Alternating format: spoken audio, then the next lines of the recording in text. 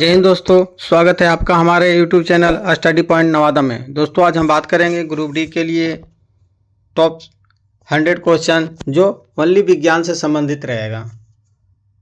तो हमारा क्वेश्चन रहेगा ओनली साइंस से फोकस। तो चलते हैं हम अपने क्वेश्चन की ओर। अगर आपने चैनल को सब्सक्राइब नहीं किए तो सब्सक्राइब करिए और हमारे पूरा वीडियो अंत तक जरूर देखें। तो चलिए, हमारा क्वेश्चन है, पहला नंबर का क्वेश्चन है, फिजिक्स से संबंधित है क्वेश्चन। बल का एसआई मात्रक क्या है? बल का एसआई मात्रक क्या है? तो इसका आंसर हो जाएगा ऑप्शन नंबर डी, न्यूटन। चलिए, हमारा दूसरा नंबर का और नेक्स्ट नंबर का क्वेश्चन है हमारा, किस रंग के प्रकाश की तरंग दैर्घ्य सबसे अधिक होती है? तो इसका आंसर हमारा हो जाएगा ऑप्शन नंबर सी, लाल रंग का। लाल रंग का प्रकाश का तरंग दैर्घ्य सबसे अधिक होता है। चलिए, 3 नंबर का हमारा क्वेश्चन है, ध्वनि की तीव्रता को मापने के लिए किस इकाई का प्रयोग किया जाता है? ध्वनि की तीव्रता को मापने के लिए किस इकाई का प्रयोग किया जाता है? तो ऑप्शन नंबर सी हो जाएगा, डेसिबल का प्रयोग किया जाता है। डेसिबल। चलिए, 4 नंबर का हमारा क्वेश्चन है, केमिस्ट्री से संबंधित है, जल का रासायनिक सूत्र क्या है? तो जल का रासायनिक सूत्र क्या है? इसका हो जाएगा ऑप्शन नंबर सी, H2O। जल का रासायनिक सूत्र H2O होता है। चलिए, नेक्स्ट नंबर हमारा क्वेश्चन है, धातुओं का वह गुण जिसके कारण उन्हें पीट कर पतली चादरों में बदला जा सकता है क्या कहलाता है? तो इसका हो जाएगा ऑप्शन नंबर बी हो जाएगा, आघातवर्धनीयता कहलाता है, यानी कि मलेबिलिटी। आघातवर्धता यानी जिसको पीट करके लंबी चादर बनाया जा सकता है। चलिए, नेक्स्ट नंबर हमारा क्वेश्चन, निम्नलिखित में से कौन सा एक अक्रिय गैस है? अक्रिय गैस कौन सा है? तो ऑक्सीजन, नाइट्रोजन, नियोन और हाइड्रोजन, इनमें से कौन सा है? तो एक सी है, ऑप्शन नंबर नियोन अक्रिय गैस है। जीव विज्ञान से संबंधित हमारा क्वेश्चन है, मानव शरीर की सबसे लंबी हड्डी कौन सी है? मानव शरीर की सबसे लंबी हड्डी कौन सी है? तो ऑप्शन नंबर इसका डी हो जाएगा, फीमर। नेक्स्ट नंबर हमारा क्वेश्चन है, पौधों का प्रकाश संश्लेषण की प्रक्रिया किस भाग में होती है? तो प्रकाश संश्लेषण क्या होता है? CO2 ऑब्जर्व करता है। तो कौन ऑब्जर्व करता है? पत्ती। यानी कि प्रकाश संश्लेषण की प्रक्रिया पत्ती में होती है। चलिए, नेक्स्ट नंबर हमारा क्वेश्चन है, रक्त को लाल रंग कौन सा वर्णक प्रदान करता है? यानी कि रक्त का लाल रंग होना किसके कारण होता है? तो रक्त का लाल रंग किसके कारण होता है? हीमोग्लोबिन के कारण होता है। चलिए, नेक्स्ट नंबर हमारा क्वेश्चन है, कोशिका का पावर हाउस किसे कहा जाता है? यानी कि कोशिका का मतलब सेल का पावर हाउस किसे कहा जाता है? तो ये हो जाएगा, इसका आंसर हो जाएगा mitochondria. Option number C, mitochondria को कोशिका का पावर हाउस कहा जाता है। चलिए, विज्ञान से संबंधित है, जीव विज्ञान से संबंधित क्वेश्चन अब आ गया है, अनुवांशिकता के नियम का प्रतिपादन किसने किया था? तो अनुवांशिकता के नियम का प्रतिपादन किसने किया था? ये हो जाएगा option number B, Gregor Mendel ने किया था।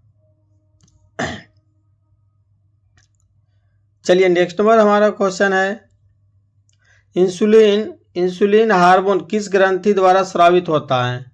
तो इसका आंसर हो जाएगा ऑप्शन नंबर ए, अग्न्याशय द्वारा स्रावित होता, अग्न्याशय। नेक्स्ट नंबर हमारा क्वेश्चन है, विटामिन सी का रासायनिक नाम क्या है? तो विटामिन सी का रासायनिक नाम प्रीवियस क्वेश्चन में भी मैं बताया था कि विटामिन सी का रासायनिक नाम क्या है? Ascorbic acid. नेक्स्ट नंबर हमारा क्वेश्चन है, कोशिका भित्ति मुख्य रूप से किसमें पाई जाती है?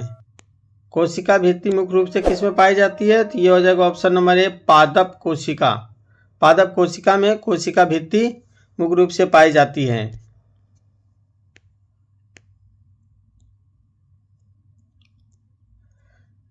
चलिए क्वेश्चन नेक्स्ट नंबर है, किस रोग को लोकजा के नाम से भी जाना जाता है? किस रोग को लोकजा के नाम से भी जाना जाता है? तो इसका हो जाएगा कौन सा रोग? ऑप्शन नंबर सी है, टेटनस को लोकजा के नाम से भी जाना जाता है, टेटनस। चलिए नेक्स्ट नंबर हमारा क्वेश्चन है, फिजिक्स से संबंधित क्वेश्चन रहेगा। जब कोई वस्तु वृत्ताकार पथ पर गति करती है तो केंद्र की ओर लगने वाले बल को क्या कहता है? केंद्र की ओर लगने वाले बल को कहते हैं अपकेंद्रीय बल। अपकेंद्रीय बल। अब बाहर की ओर लगने वाले बल को बोलते हैं अभिकेंद्रीय बल। तो केंद्र की ओर लगने वाले बल को क्या कहते हैं? अपकेंद्रीय बल। नेक्स्ट नंबर हमारा क्वेश्चन है, डायनमो किस ऊर्जा को किस ऊर्जा में परिवर्तित करता है? तो डायनमो जो है यांत्रिक ऊर्जा को विद्युत ऊर्जा में परिवर्तित करता है। डायनमो यांत्रिक, जैसे जनरेटर से डायनमो से हम लोग चालू करते हैं तो यांत्रिक ऊर्जा को विद्युत ऊर्जा में कन्वर्ट करता है। चलिए नेक्स्ट नंबर हमारा क्वेश्चन है, सामान्य आँख के लिए स्पष्ट दृष्टि की न्यूनतम दूरी क्या होती है? यानी कितना होता है सामान्य आँख का स्पष्ट रूप से वो देख सकता है तो कितने सेंटीमीटर होता है? तो ये हो जाएगा ऑप्शन नंबर डी, 25 सेंटीमीटर होता है, जिसको स्पष्ट देख सकते हैं। चलिए नेक्स्ट नंबर हमारा क्वेश्चन है, एक अश्व शक्ति में कितना वाट होता है? ये क्वेश्चन पूछा गया है ग्रुप डी में। तो इसका बताइए कि एक अश्व शक्ति में 746 वाट होता है। एक अश्व शक्ति में कितने वाट होता है? तो ऑप्शन नंबर बी हो जाएगा 746 वाट।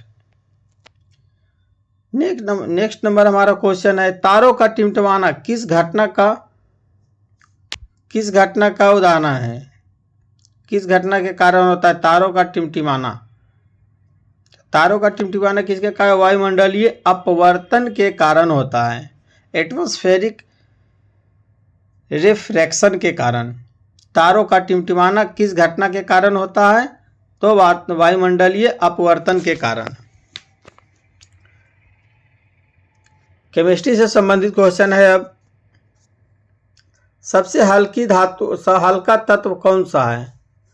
सबसे हल्का तत्व कौन सा है? ऑप्शन नंबर ए हो जाएगा हाइड्रोजन। आप लोग जानते होंगे हाइड्रोजन सबसे हल्का तत्व है। चलिए नेक्स्ट नंबर क्वेश्चन है, पीएच स्केल पर 7 से कम क्या दर्शाता है? 7 से जो कम है ये क्या दर्शाता है? तो 7 से कम ये दर्शाता है 7 से कम ये दिखाता है कि ये अम्लीय है, और 7 से ज़्यादा हो जाएगा तो क्षारीय हो जाएगा। यानी कि पीएच स्केल पे अगर किसी लिटमस पत्र पे चेक किया जाता है तो 7 से जो कम हो गया वो अम्लीय हो गया, और 7 से ज़्यादा हो जाएगा वो क्षारीय हो जाएगा। चलिए नेक्स्ट नंबर हमारा क्वेश्चन है, सिरका का रासायनिक नाम क्या है? सिरका का रासायनिक नाम क्या है? एसिटिक अम्ल। एसिटिक अम्ल। सिरका का रासायनिक नाम क्या है? एसिटिक अम्ल। चलिए नेक्स्ट नंबर क्वेश्चन हमारा है, किस पदार्थ को सफ़ेद सोना कहा जाता है? तो प्लेटिनम को सफ़ेद सोना कहा जाता है। ऑप्शन नंबर बी है, प्लेटिनम को सफ़ेद सोना भी कहा जाता है।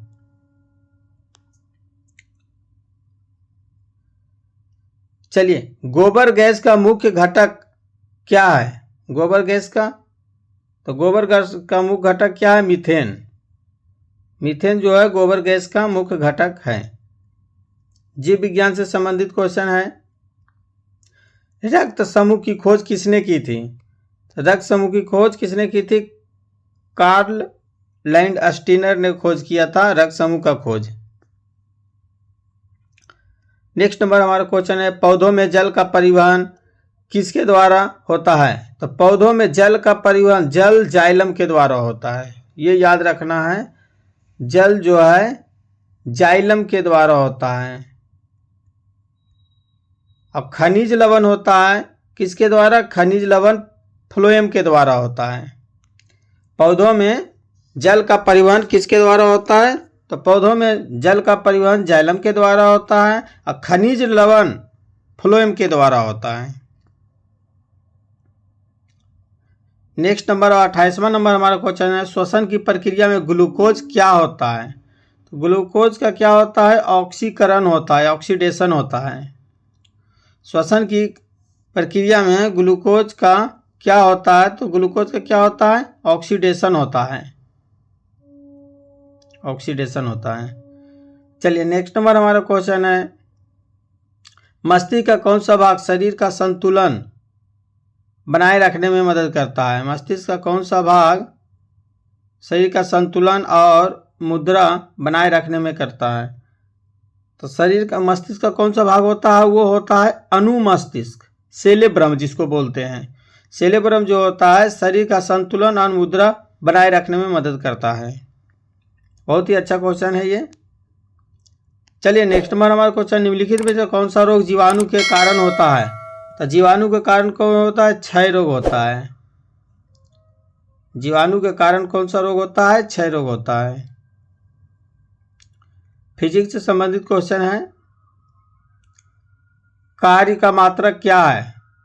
तो कार्य का मात्रक क्या है? जूल। कार्य का मात्रक क्या है? जूल। प्रकाश वर्ष किसकी इकाई है? प्रकाश वर्ष दूरी की इकाई है। ऑप्शन नंबर सी हो जाएगा। प्रकाश वर्ष किसकी इकाई है? प्रकाश वर्ष दूरी की इकाई है। किस सिद्धांत पर हाइड्रोलिक ब्रेक कार्य करता है? ये हो जाएगा पास्कल के नियम के सिद्धांत पे हाइड्रोलिक ब्रेक कार्य करता है। किस सिद्धांत पर हाइड्रोलिक ब्रेक कार्य करता है? तो पास्कल का नियम पे कार्य करता है। इंद्रधनुष किस घटना का परिणाम है? तो इंद्रधनुष किस घटना का परिणाम है? वर्ण विक्षेपण, डिस्पर्सन, यानी कि वर्ण विक्षेपण, इंद्रधनुष वर्ण विक्षेपण घटना का परिणाम है। नेक्स्ट नंबर के जो क्वेश्चन है, सापेक्षता का सिद्धांत किसने दिया था?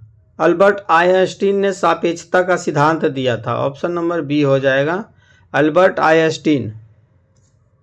सापेक्षता का सिद्धांत किसने दिया था? अल्बर्ट आइंस्टीन ने सापेक्षता का सिद्धांत दिया था। केमिस्ट्री से संबंधित क्वेश्चन है, किसी तत्व के परमाणु संख्या को किसके द्वारा परिभाषित किया जाता है? किसी तत्व के परमाणु संख्या को किसके द्वारा परिभाषित किया जाता है? प्रोटॉन की संख्या के द्वारा परिभाषित किया जाता है। बहुत अच्छा क्वेश्चन है, लाफिंग गैस का रासायनिक नाम क्या है? तो लाफिंग गैस का रासायनिक नाम क्या है? लाफिंग गैस का रासायनिक नाम है N2O, nitrous oxide. N2O, nitrous oxide. Option number C. लोहे पे जंग लगना किसका उदाहरण है? तो ये हो जाता है ऑक्सीडेशन के कारण होता है। ऑक्सीकरण के कारण लोहे पे जंग लगता है। ऑक्सीकरण के कारण लोहे पे जंग लगता है। ऑप्शन नंबर ए हो जाएगा। सबसे अधिक अभिक्रियाशील धातु कौन सा है? तो सबसे अधिक अभिक्रियाशील धातु क्या है? पोटेशियम। पोटेशियम को के से संबोधित करते हैं, पोटेशियम। चलिए नेक्स्ट नंबर क्वेश्चन है, हीरे का मुख्य घटक क्या है? हीरे का मुख्य घटक क्या है? तो हीरे का मुख्य घटक कार्बन है। जीव विज्ञान से संबंधित क्वेश्चन है भाई दोस्तों, कौन सा अंग शरीर का रासायनिक कारखाना कहलाता है? यकृत, लीवर। शरीर का रासायनिक कारखाना तो यह हो जाएगा लीवर। पादप कोशिका में भोजन का भंडारण किस रूप में होता है? किस रूप में होता है? स्टार्च के रूप में होता है। ऑप्शन नंबर सी। विटामिन की कमी से, कौन सी विटामिन की कमी से रतौंधी रोग होता है? तो ये तो ऑप्शन ए हो जाएगा, विटामिन ए की कमी से रतौंधी रोग होता है। विटामिन ए की कमी से रतौंधी रोग होता है। मानव शरीर की सबसे बड़ी ग्रंथि कौन सी है? ये हो जाएगा ऑप्शन नंबर सी, यकृत। मानव शरीर में सबसे बड़ी ग्रंथि यकृत, option number C. Next number question है, किस रक्त समूह को सार्वभौमिक प्राप्तकर्ता कहा जाता है, यानी कि इसे सर्वग्राही भी कहा जाता है, तो कौन सा होगा? ए बी प्लस को सर्वग्राही कहा जाता है, प्राप्तकर्ता कहा जाता है, AB+, ऑप्शन नंबर डी हो जाएगा। नेक्स्ट नंबर क्वेश्चन है, फिजिक्स से संबंधित क्वेश्चन है, किसी वस्तु का भार कहाँ पर अधिकतम होता है? किसी वस्तु का भार कहाँ पर सबसे ज़्यादा होता है? तो पोल पे सबसे ज़्यादा होता है, यानी कि ध्रुवों पर, ऑप्शन नंबर बी। ध्रुव पे किसी वस्तु का भार सबसे अधिक होता है।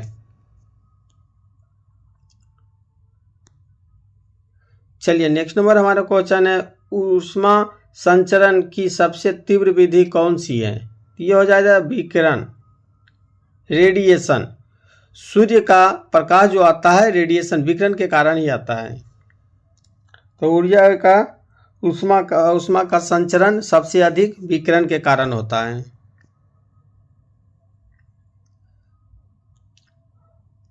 ऑडोमीटर का उपयोग क्या मापने में किया जाता है? तो यह दूरी मापने के लिए ऑडोमीटर का प्रयोग किया जाता है, ऑप्शन नंबर सी। जब कोई प्रकाश किरण सघन माध्यम से विरल माध्यम में प्रवेश करती है तो वह क्या होता है? अभिलंब की ओर मुड़ जाती है। इस तरह का क्वेश्चन ग्रुप डू में पूछा जाता है, जो बहुत ही इंपॉर्टेंट है।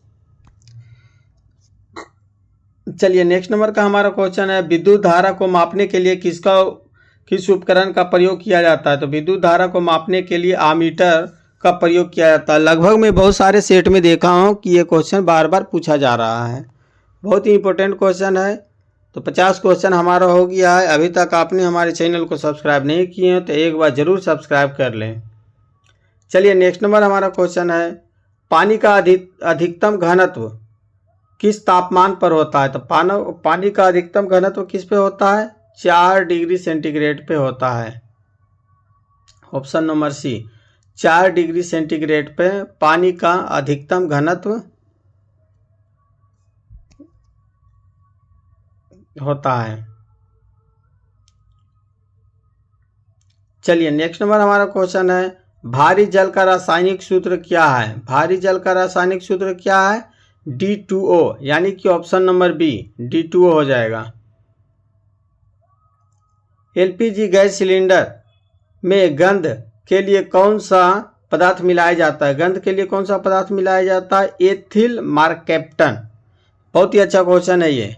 LPG गैस सिलेंडर में गंध के लिए कौन सा पदार्थ मिलाया जाता है? Ethyl mercaptan. नेक्स्ट नंबर हमारा क्वेश्चन है, अम्ल वर्षा में मुख्य रूप से कौन से अम्ल मौजूद होते हैं? ये हो जाएगा सल्फ्यूरिक अम्ल और नाइट्रिक अम्ल, ऑप्शन नंबर बी हो जाएगा, सल्फ्यूरिक अम्ल और नाइट्रिक अम्ल। चलिए नेक्स्ट नंबर क्वेश्चन, परमाणु के नाभिक में कौन से कण मौजूद होते हैं? तो परमाणु के नाभिक में प्रोटॉन प्लस न्यूट्रॉन मौजूद होता है और इसके सर्किल में इलेक्ट्रॉन मौजूद होता है। चलिए जीव विज्ञान से संबंधित क्वेश्चन है, किस हार्मोन को लड़ो या उड़ो हार्मोन कहा जाता है? एड्रेनालिन। ये बहुत ही अच्छा क्वेश्चन है। चलिए नेक्स्ट नंबर हमारा क्वेश्चन है, मानव शरीर में आरबीसी का निर्माण कहाँ होता है? मानव शरीर में आरबीसी का निर्माण कहाँ होता है? अस्थि मज्जा में। निम्नलिखित में से कौन सा एक परजीवी है? प्लाज्मोडियम को परजीवी कहा जाता है। कौन सी बीमारी मच्छर के काटने से नहीं होता है? टाइफाइड, क्योंकि मच्छर के काटने से डेंगू होता है, मलेरिया होता है, चिकनगुनिया होता है, टाइफाइड नहीं होता है। नेक्स्ट डीएनए की द्विकुंडलिनी संरचना का वर्णन किसने किया था? ये किया था वाटसन और क्रिक ने।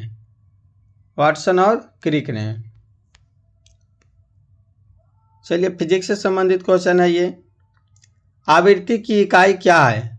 आवृत्ति की इकाई हर्ट्ज में मापा जाता है। चलिए, फ्यूज तार किस सिद्धांत पर कार्य करता है? तो फ्यूज तार किस पर कार्य करता है? विद्युत ऊर्जा का उसमें प्रभाव पे काम करता है। पृथ्वी के पलायन वेग का मान कितना होता है? तो पृथ्वी के पलायन वेग का मान 11.2 किलोमीटर प्रति सेकेंड होता है।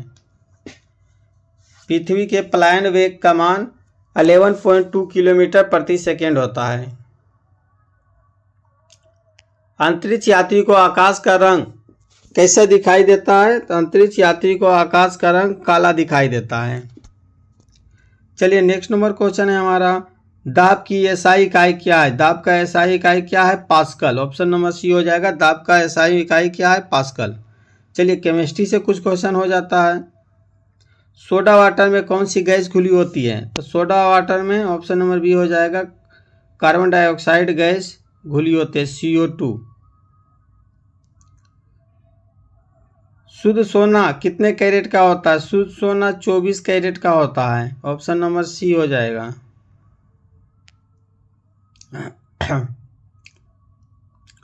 तत्वों की आवर्त सारणी की खोज किसने की थी?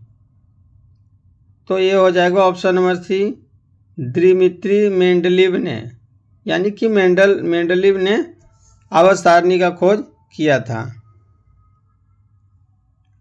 शुष्क बर्फ क्या है? शुष्क बर्फ क्या है? ठोस कार्बन डाइऑक्साइड को शुष्क बर्फ कहा जाता है। शुष्क बर्फ क्या है? तो ठोस कार्बन डाइऑक्साइड को शुष्क बर्फ कहा जाता है। नेक्स्ट नंबर क्वेश्चन है, निम्नलिखित में से कौन सा सबसे अच्छा विद्युत चालक है? तो सबसे अच्छा विद्युत चालक कौन होता है? चांदी, यानी कि सिल्वर।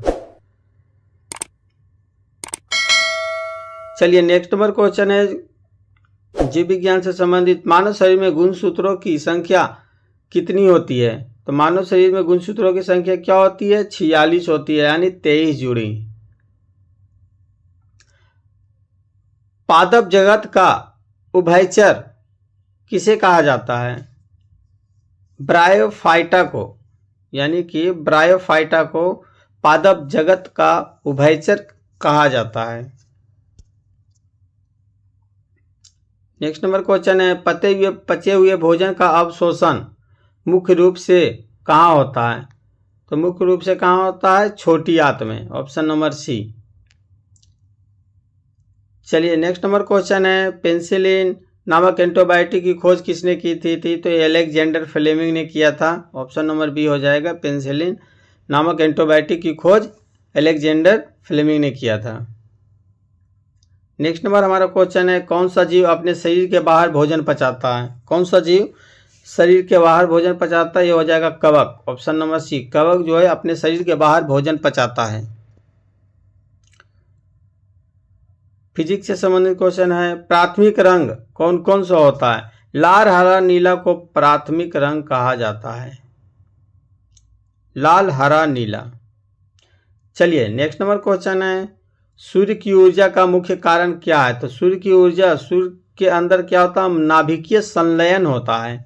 नाभिकीय संलयन होता है, जिसके कारण सूर्य ऊर्जा का भंडार है। चलिए, नेक्स्ट नंबर क्वेश्चन है, साधारण लोलक का आवर्तकाल किस पर निर्भर करता है? ये हो जाता है लंबाई पर निर्भर करता है। एक साधारण लोलक का आवर्तकाल किस पर निर्भर करता है? उसकी लंबाई पर निर्भर करता है।